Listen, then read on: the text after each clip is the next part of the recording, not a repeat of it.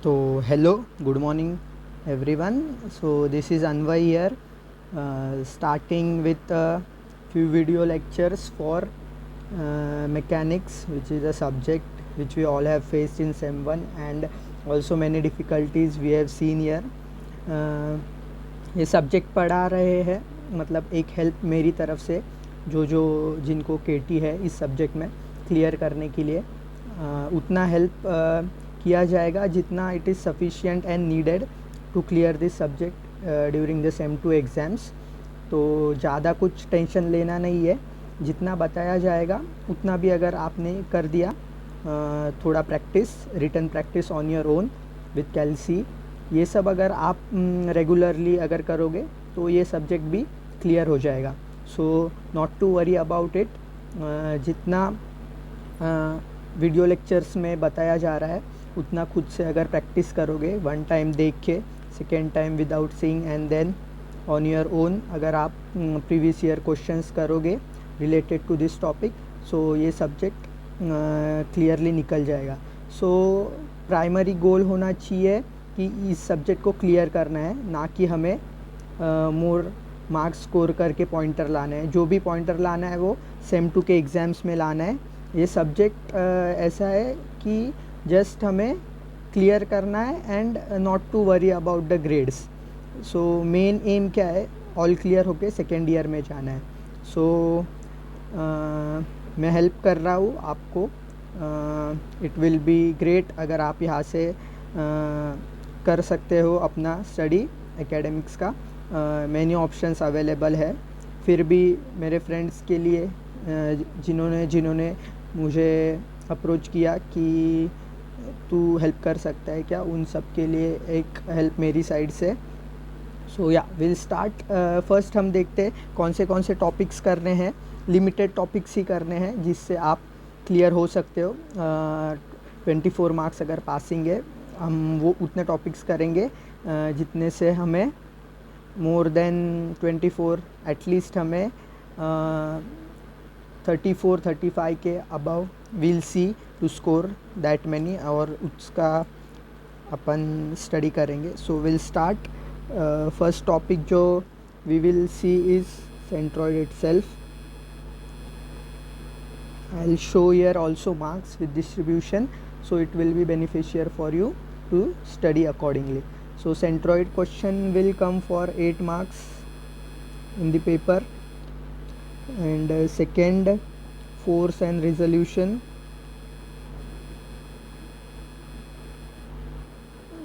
This chapter has 2 or 3 types in it. So this comes for 10 marks, one 8 marks question, one 7 marks question and one 3 marks question. So ये 10 marks के लिए होगा. Then we'll go for support reaction. This will come for 8 marks. Link problem, connecting links, वो वाला भी 7 to 8 marks के लिए होगा.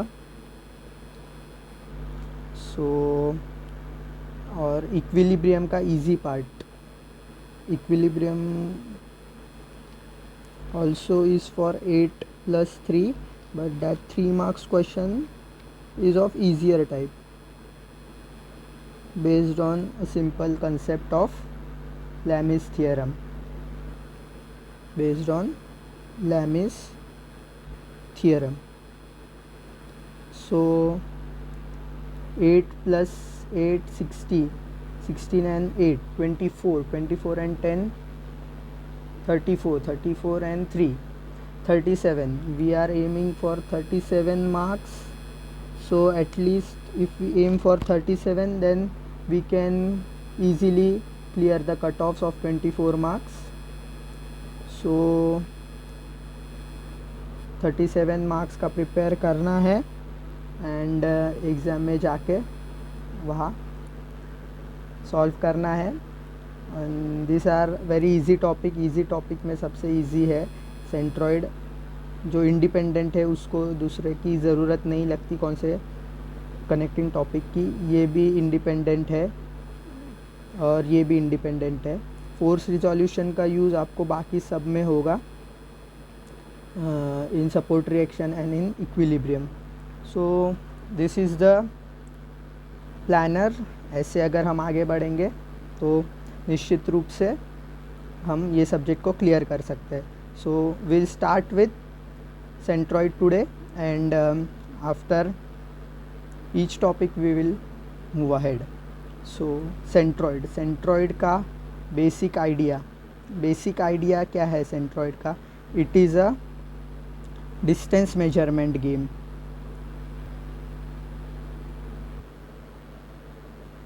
सो या हम सेंट्रॉइड से आगे बढ़ेंगे।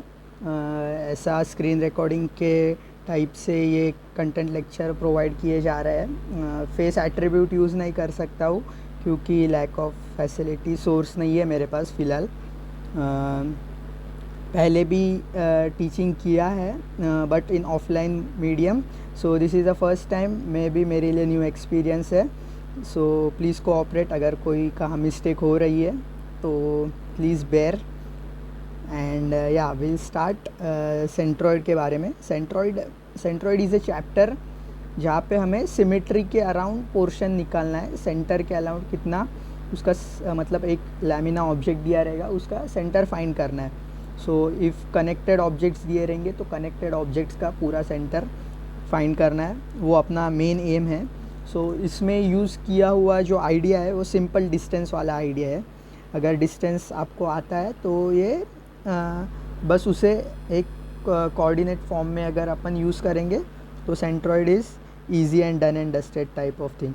सो उसका सिंपल आइडिया हम देखते हैं सेंट्रॉइड का। सो क्या है, सपोज़ अगर यहाँ will see let this be Chembur, okay, and this be Matunga,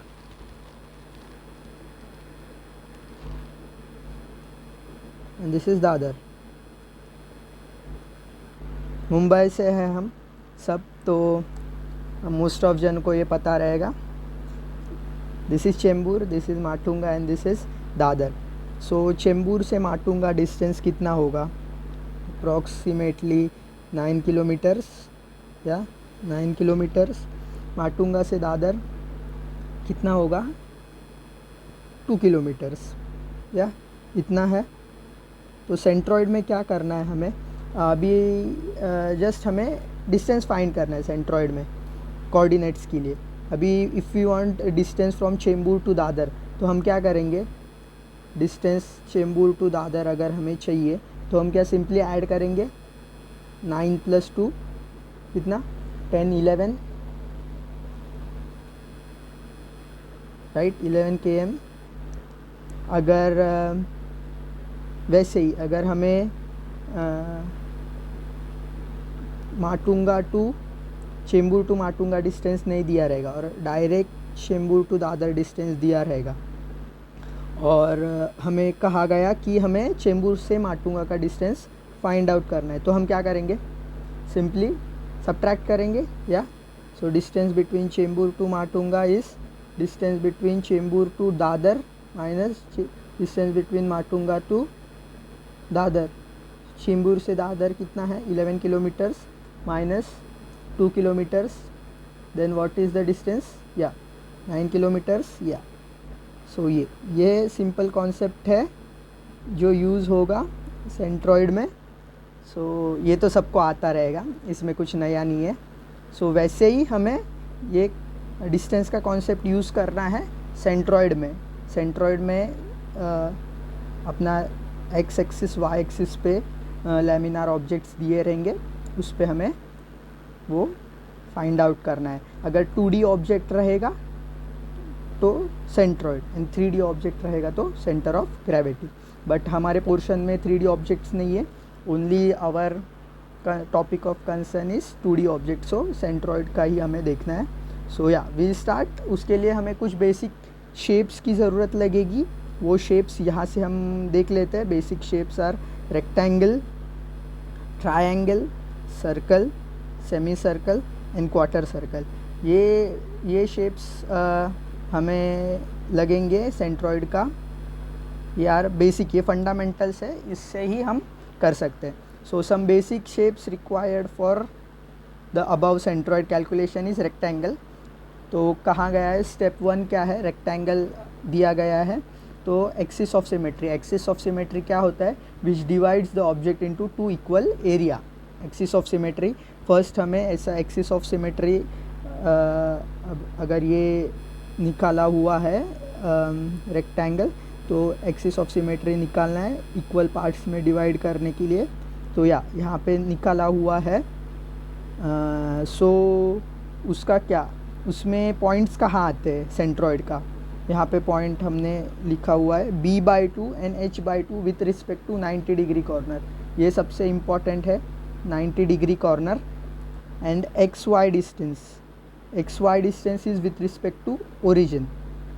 xy distance are the coordinate distance जो हमें चाहिए, x and y. This is the x, this is y. So ये डिस्टेंस हमें ओरिजिन के विथ रिस्पेक्ट टू चाहिए.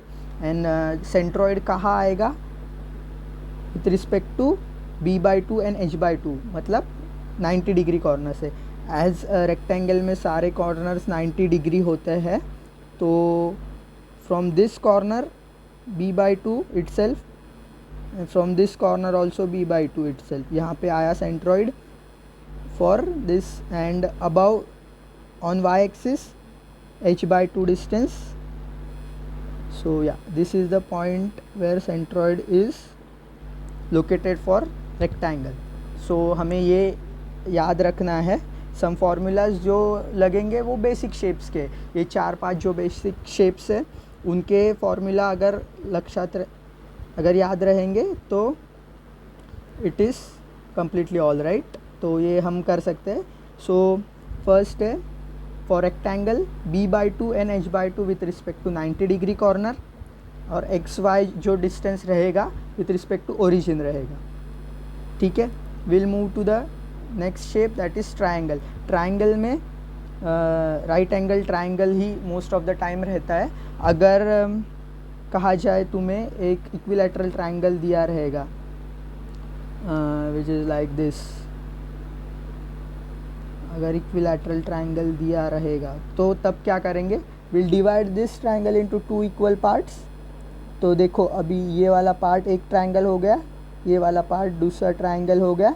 सो उसमें फिर हम ये फार्मूलाज यूज़ करेंगे और उसका सेंट्रॉइड फाइंड करेंगे.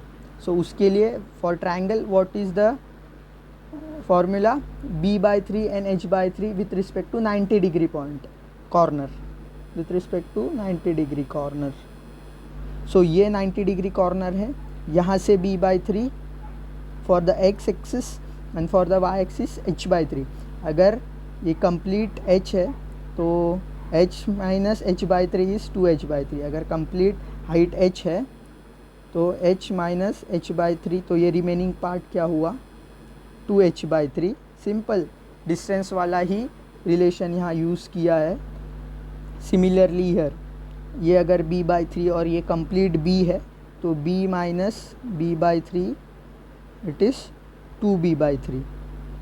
हमें क्या कहा गया है कि b/3 and h/3 with respect to 90 degree corner. ये ट्रायंगल का 90 डिग्री कॉर्नर ये है, तो यहाँ से b/3 this distance, this is the h/3. So centroid यहाँ आएगा, this is the part where centroid comes. So but हमें क्या कहा है कि हमें x y with respect to origin चाहिए, जो डिस्टेंस होता है कोऑर्डिनेट्स का. तो बट हमें b/3 मिला है, हमें डिस्टेंस फॉर सेंट्रॉइड ये चाहिए, ये डिस्टेंस चाहिए for centroid and this distance. So अगर ये b/3 है, ये कंप्लीट है b है, तो ये 2b/3. सो x का कोऑर्डिनेट 2b/3 एंड y का कोऑर्डिनेट h/3. अगर ट्रायंगल उल्टा होता, लेट सपोज ऐसा होता, तो कहाँ आता पॉइंट दिस, ये b/3 with respect to b/3 and h/3 with respect to 90 degree corner. So ये b/3 एंड ये h/3। अभी हमें उसका x and y coordinate find करना है, तो x and y coordinate is always from origin. यहाँ ओरिजिन है तो यहाँ से यहाँ तक का डिस्टेंस b/3 है, यहाँ से यहाँ तक का डिस्टेंस y का h/3 है। सो this is all right completely ये केस में। बट इस केस में b/3 and h/3 from 90 degree corner, या वी हैव रिटन। बट हमें क्या चाहिए, एक्स वाई कहाँ से होता है, एक्स वाई होता है ओरिजिन से। सो ओरिजिन से यहाँ तक हमें डिस्टेंस नहीं पता है, पर इतना पता है कि यहाँ से यहाँ b/3 है एंड कंप्लीट b है, तो b minus b/3 2b/3। Similarly यहाँ ऐसे ही अगर डिफरेंट ओरिएंटेशंस में ट्राइंगल रहेगा, वैसे हमें distance with respect to help of this knowledge h/3 और कंप्लीट h माइनस 2h/3 करके हमें कोऑर्डिनेट्स मिलेंगे। So yeah will move to the next shape. अभी अपन ने 2 शेप्स कर दिए हैं, रेक्टेंगल एंड ट्रायंगल। अभी आप पूछोगे what about square. As you all know every square is a rectangle, so square के लिए भी सेम रेक्टेंगल का ही पार्ट यूज़ किया जाएगा। So now we come to circle. In circle क्या कहा है, both axes means axis of symmetry pass through centre, centre से पास होते हैं एक्सिस ऑफ सिमेट्री, करेक्ट। इस सर्कल को हमने 4 इक्वल पार्ट्स में डिवाइड कर दिया है। ये दिस स्टैंडिंग वर्टिकल जो एक्सिस ऑफ सिमेट्री है वो उसे 2 इक्वल पार्ट्स में डिवाइड करती है। This horizontal also 2 equal parts में डिवाइड करती है। हमें मिला है सेंट्रॉइड पॉइंट। सो सेंट्रॉइड से हमें क्या चाहिए, उसका distance from origin. So distance from origin, या ये डिस्टेंस कितना है, एक सिंपल सर्कल है तो ये r होगा रेडियस, या और ये डिस्टेंस हमें जो चाहिए वो ये कितना है, ये भी r है, तो x1 भी r y1 भी r। और area of circle is πr²। ठीक है, yes. So we'll move to the next part is semi circle. Semi circle में only one axis of symmetry pass through centre. ठीक है, so second axis of symmetry कहाँ से pass होगी, second axis of symmetry pass होगी 4r/3π, ये distance से pass होगी with respect to centre, be it horizontal be it vertical. Semi circle 4r/3π distance से पास होगी। अगर if this is the semi circle, सो सी अगर ये सेमी सर्कल है तो जो वर्टिकल एक्सिस ऑफ सिमेट्री है वो सेंटर से पास हो रही है। सो ये पार्ट कितना हो गया, r radius, and this part will be also r। और as we know semi circle में सिर्फ एक ही एक्सिस ऑफ सिमेट्री सेंटर से पास होती है। सेकेंड वाली axis of symmetry 4r/3π distance, 4r/3π distance from centre. So ये सेंटर से 4r/3π से दूसरी एक्सिस ऑफ सिमेट्री पास हो गई। So this is centroid G, this is the point of centroid. So x1 का कोऑर्डिनेट वी नो कि x और y with respect to origin होता है, तो x एक्सिस का डिस्टेंस कितना होगा सेंट्रॉइड के लिए, r, एंड y एक्सिस का ये डिस्टेंस विच इज़ 4r/3π। अभी ये 4r/3π क्यों है, कैसे है, उसमें हमें नहीं जाना है, हमें इस सब्जेक्ट में PhD नहीं करनी है। जस्ट याद रखना है कि ये ऐसा है, ये फॉर्मूला है, ये याद रखना है, इससे अपना क्वेश्चन होगा, इससे ज़्यादा कुछ नेसेसरी नहीं है। सो yeah this is the case. और उसका area is πr²/2, half of circle, हाँ एरिया के सर्कल का हाफ। देन द लास्ट पार्ट है क्वार्टर सर्कल। क्वार्टर सर्कल में no axis of symmetry pass through the centre, कोई भी एक्सिस ऑफ सिमेट्री सेंटर से पास नहीं होती है। In circle both axis of symmetry pass through centre. In semi circle only one pass through centre, और in quarter circle no axis of symmetry pass through centre. So कितने distance पे होगी? Likewise semi circle 4r/3π, 4r/3π। Semi circle में एक ही axis of symmetry pass होती थी, यहाँ पे दोनों भी axis of symmetry 4r/3π distance से पास हो गए विथ रिस्पेक्ट टू सेंटर। ये लाइंस बहुत इंपॉर्टेंट है विथ रिस्पेक्ट टू सेंटर। और बेसिक जो फंडामेंटल पॉइंट है x and y with respect to origin होगा। तो ये है सेमी सर्कल, ये सेंटर है सेमी सर्कल का। तो या अगर ये सर्कल है सेमी सर्कल क्वार्टर सर्कल है तो हमें क्या कहा गया है? 4r/3π with respect to centre से पास होगी। तो this 4r/3π for x and this 4r/3π from y। But हमें डिस्टेंस कहाँ से चाहिए? x एंड y ओरिजिन से चाहिए। तो ये x है और ये y है रिक्वायर्ड। अगर ये टोटल r है, ये टोटल r है और ये 4r/3π है, तो ये पार्ट कितना होगा? r - 4r/3π। सिंपल डिस्टेंस वाला कंसेप्ट यूज़ किया है। तो x पॉइंट कितना है? 4r/3π, या 4r/3π। y पॉइंट यहाँ से नहीं, y हमें ओरिजिन से कैलकुलेट करना है, ओरिजिन यहाँ है। तो this distance is required, this distance और ये डिस्टेंस ना। तो y के लिए ये डिस्टेंस, ये 4r/3π है, तो ये r - 4r/3π। और एरिया का फॉर्मूला πr² / 4। सो या ये सब बेसिक शेप्स है, उनका रिक्वायरमेंट हमें है। तो इन सब का आपको फॉर्मूला तो पता होना चाहिए, एरिया का भी फॉर्मूलाज इन शेप्स का, रेक्टेंगल, ट्रायंगल। तो शेप्स जिनका फॉर्मूला पता होना चाहिए वो है रेक्टेंगल, ट्रायंगल, सर्कल, बीट सेमी सर्कल और फिफ्थ क्वार्टर सर्कल। ये 5 शेप्स है। इन सब का हमें सेंट्रॉइड पॉइंट कहाँ आता है वो पता होना चाहिए, उनका with respect to origin x and y वो पता होना चाहिए, एक्सिस ऑफ सिमेट्री कहाँ पास होती है वो पता होना चाहिए, एरिया। ये अगर ये सब हमें पता होगा तो इजीली हम सेंट्रॉइड का पार्ट कर सकते हैं। सो या दिस इज़ द मतलब इस टॉपिक का जो कंसेप्ट है, जो which will require to be memorised और याद रखना चाहिए, वो ये है। बाकी ऑल्सो कोऑर्डिनेट्स का हमें थोड़ा नॉलेज होना चाहिए।